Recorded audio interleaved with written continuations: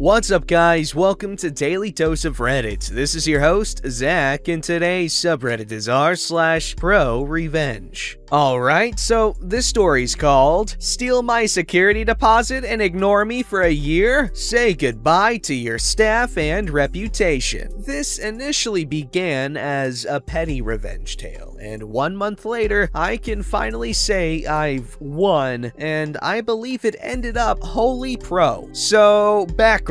Around Thanksgiving 2017, my wife's company offered her a fantastic promotion, which she accepted even though it meant moving across the state by January 1st. The month of December was insanity. List and sell the house, find a short-term rental which would accept 4 pets, pack, move, etc. A lot of whiskey magically disappeared, but I got it all done and we moved into our rental house and all was well. We bought our new home and moved, and the rental lease officially ended on April 1st. The property manager followed the state laws correctly so far, and we were told we'd get the $1,800 owed for our security deposit back by May. Spoiler alert, it never came. I spent the next 4 months going back and forth with the property manager and hearing, "It's coming, we never got your paperwork, blah blah." I got sick of this and got 2 different lawyers involved and sent them official demand letters. I also filed a formal complaint with the State Division of Real Estate against their license. The property manager kept telling the state investigators that they would pay us back, but nothing ever happened. I don't want to formally sue via our lawyer because he charges $300 an hour and it's all up front. I was hesitant to go to small claims court because it's a $5,000 max in our state and the damages we're legally owed are 3 times the $1,800 deposit, which puts us over that cap. So I'd have to give up on some of the damages we're legally entitled to seek, eat roughly $500 total in fees, and then go through that whole process for the next year.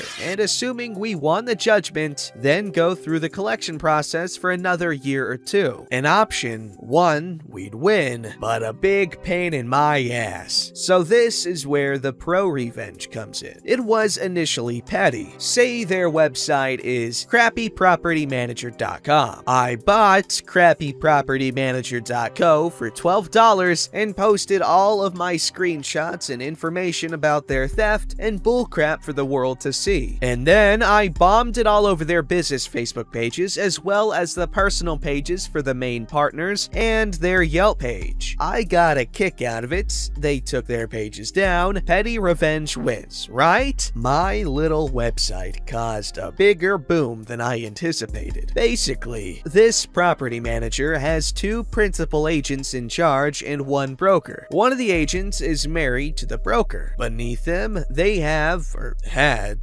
5 realtors. I sent my new website to them all, everywhere I could. Turns out, the partner who isn't married to the broker had no idea that the broker and his wife were stealing money from the property management company. The realtors had no idea either. 2 of them quit immediately, and 1 reached out to me to let me know why she quit and that she was going to a new broker. But the other principal of the company was mortified. She asked me to leave her name out of it, take the stuff down, etc. And I just politely but coldly replied that, hey, your business partners or broker stole my money and I can back everything I'm saying with documents. Not my problem. She promised she'd get things resolved, and for the first time in 10 months, the broker started answering my emails. We worked out a deal, and they're now paying us $200 a month until December, which will cover the amount owed plus the extra from our legal fees. The first check came last week. It actually bounced, but I made them send me a cashier's check. They have to send cashier's checks going forward, so we did get our first installment. I've also learned that the state investigation has been turned over to the state's legal department, and the broker and his wife will likely lose their license. The state investigator said they had multiple complaints against them, but I was the most thorough now and had the most documentation against them. So our complaint was a big reason they had the ammo to push it to the legal team. So all told, my crappy little website ended up costing them 40% of their real estate team, resulted in them removing their business Facebook listings, pushed the investigation into their license over to a state legal team, still ongoing, and resulted in them having to finally start paying us not only the $1,800 we're owed, but the legal fees I spent on top of it. Oh, and that bounce check? I made them send me a certified check for $12 to cover the bank fee for that too. You know what though? Given how long they've taken to pay you,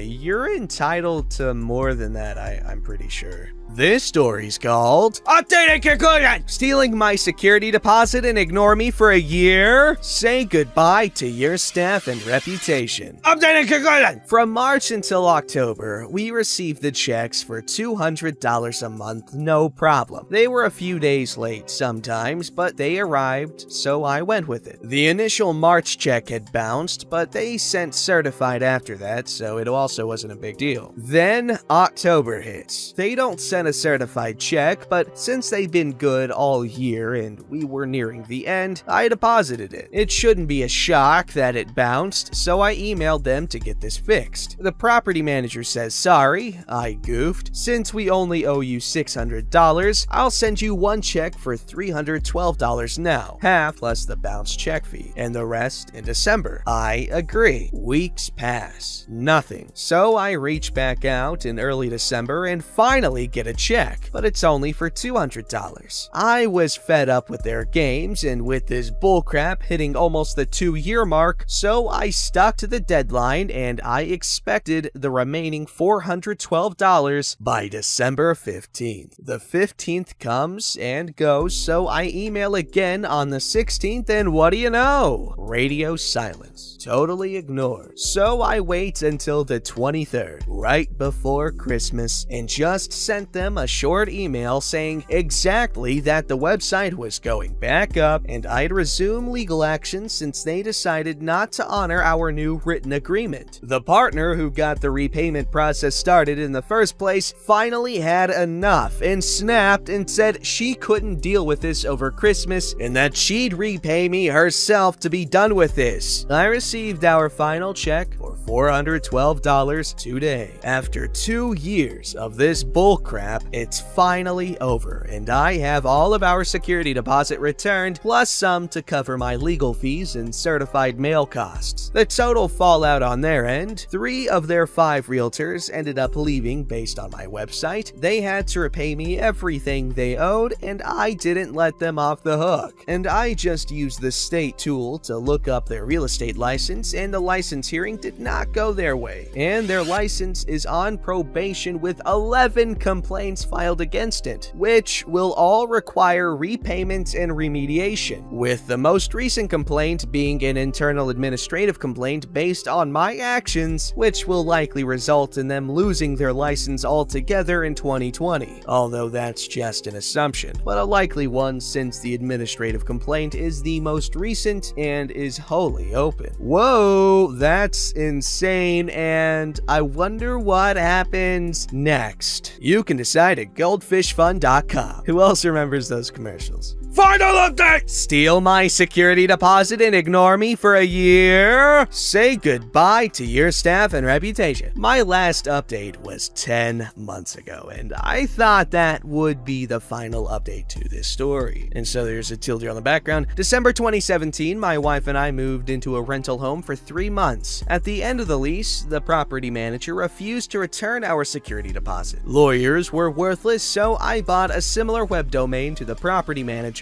and made the theft public. Property manager lost 3 of their 5 realtors, repaid our whole deposit plus extra to cover legal fees. The state board was pissed at them, put their license on probation, I'm assuming that's what that means, I don't know what and hit them with some mild to moderate penalties. That's where I figured it would end in late 2019, with 11 open complaints on their license and the state just giving them slaps on the wrist. I figured it was was as good as we could expect. Tonight I got curious and bored and hopped onto the state license portal to see what had happened. When we left off in 2019, they had 11 open complaints, 10 of which were from renters and 1 from the state itself. That was the one that had me curious. The state closed out my case and 9 others in June of 2019, which put their license on probation for a year, gave them courses to take, and some whopping fines, which were basically nothing. I don't know how they screwed up, but the state complaint got taken higher and into this year, and as of July 2020, their license has been completely revoked. Not just the business license for XX Real Estate, but the personal license for the butthole who dicked me around too. I got my money back and they're out of business partly because of me? I will take it. As a bonus, here are some screenshots from the state portal. The large blue images show the list of all complaints on the license and the final 2020 revocation. A smaller orange image is from the state's 2019 end-of-year license penalty report and just shows that the butthole property managers screwed us over and a lot of others, and got their penalties for it. The license revocation will be included in the 2020 end-of-year report, I imagine. In any case, I was already happy with how things ended, but knowing their licenses are gone? Love it. Would you look at that? Okay, so jerk hole property managers get screwed. That's not safe for work video I'd like to see. Oh wait, that's what we just saw, and it was completely safe for work. Did you hear that, YouTube? Did you hear that? No bits were shown in the making of this video. Wait a minute, how would you even know? There's only a microphone. This story's called Lose My Work? Mama Bear's Coming for You. Reading the principal revenge story piqued my interest and made me remember a really crappy situation where my mother came out on top. Oh, the jokes. Flashback to 1996, 5th grade, in a new school after moving from the East to West Coast Canada. 2 months into the school year, at the time of my first report card, my grades were barely passing, 60% max. In my old school, I was always in the top 1% of grading. My parents thought I was slacking due to being angry about the move. I wasn't. I was happy to try to make new friends, away from the idiots I grew up around. The teacher, Mr. Terrible, had to remove his real name, had comments like, never turns in homework, and is disruptive during lessons, and has reading comprehension of a student in kindergarten. This really pissed my mom off, as I had been offered to be skipped ahead 2 grades into the same one as my older sister, and I declined. I really wanted friends. Being 2 whole years younger than my peers was a sentence of isolation, and when I transferred to my new school, they made me do a reading and writing placement test. I was reading, writing, and comprehending at a university level. Shout out to kids who only had books as friends. Anyway, it came up to speech writing time. I chose to write a speech on the only unsolved hijacking of an airplane, D.B. Cooper. I spent hours upon hours at the public library, scanning microfiche to find any information, and finally wrote my speech and asked my mom to edit it. She did a fantastic job, gave me tips as to how to make it into something that would take less than 5 minutes to deliver. I thought I was being smart and gave my teacher the unabridged version and a copy of my actual speech. I wanted him to know the time and effort that went into it. Turn it in, everything is hunky-dory, until I was selected to read my speech in front of the whole school. I asked my teacher for my cue cards, which the speech was written on, and my handwritten notes so I could revise and re-memorize the edited speech. That's when I got the reply. I don't have any of that. You failed to turn it in. You're on thin ice with your grades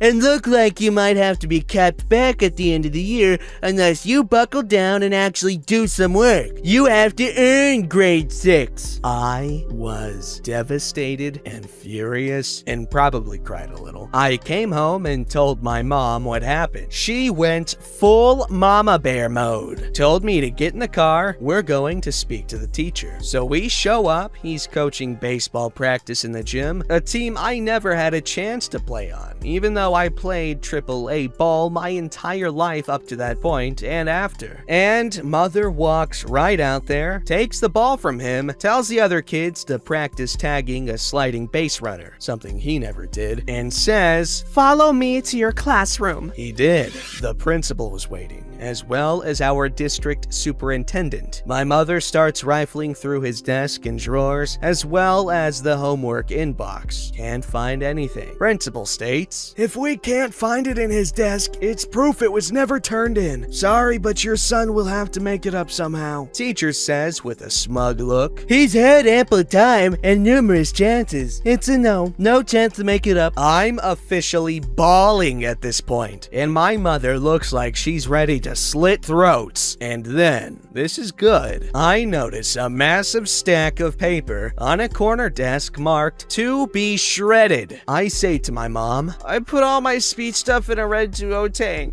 I think it's in there." My mom walks over, grabs the red duotang, and sure enough, it's my speech. And in that 2-foot tall stack was the rest of my missing homework. My teacher tries to blame me, saying I put all of it in the wrong pile. When I point to the tray that says assignments due, my grades were readjusted back to the top 1%. He was disciplined, and we had a substitute for a month. The principal marked all of my work for the remainder of the school year. Some may ask, what the fuck did OP do to get treated so badly? Well, during baseball tryouts, we were working on proper throwing body mechanics. I said to my teacher that anyone with a wild throw should play catch against the wall. It'll teach them to throw overhand better, because if you don't do it right, your elbow hits the wall. I apparently knew more about baseball than he did. Screw that guy. Edit 1. Life pro tip: if you're going to railroad a student into failing due to work not turned in, make sure you dispose of the evidence and wait until after the superintendent's monthly visit. Edit 2. Grammar and spelling, as well as adding a couple of sentences. Edit 3. I apparently need my mom to edit what I write still. Leroy Jenkins! Update 4, recipe update,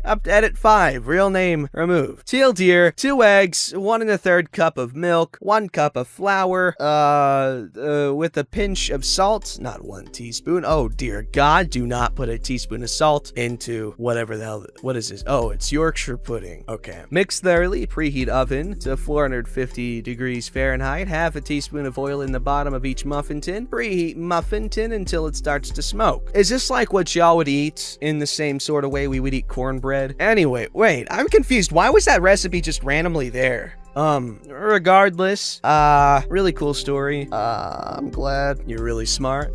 Interesting story. Don't forget to like, subscribe, and hit that bell to never miss an episode.